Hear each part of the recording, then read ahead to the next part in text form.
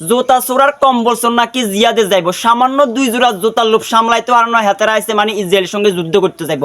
ভাইয়া ইসরায়েলের ধ্বংস করার জন্য বড় বড় ক্ষেপণাস্ত্র সাবমেরিন কিচ্ছু দরকার নাই, শুধু বাংলাদেশ থেকে শতাধিক চোরবাটপাড়া ফাড়াই দিবেন, দেখবেন ইসরায়েলকে লন্ডভন্ড ধ্বংস করিয়া লাইব।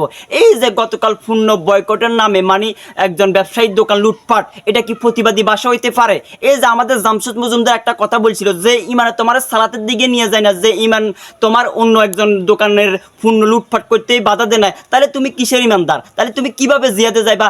এই যে তো এই জন্য কইতেছি ভাইয়া, এই যে ইসরায়েলকে ধ্বংস করার জন্য মানে বড় বড় সাবমেরিন বড় বড় ক্ষেপণাস্ত্র কিচ্ছু দরকার নাই, শুধু বাংলাদেশ থেকে শতাধিক দিলে যথেষ্ট, এটা লুটপাট করে লন্ডভন্ড করিয়া লাইব। হেতার কত বড় একটা মানে ইমানদার হয়ে গেছে হেতারা। এই যে সামান্য 2 জোড়া জুতার লোভ সামলাইতে হারানো, হেতারা আবার জিয়াদ করতে যাইব, গাজার পক্ষে জিয়াদ করবো, ইসরায়েলকে ধ্বংস করে দিব।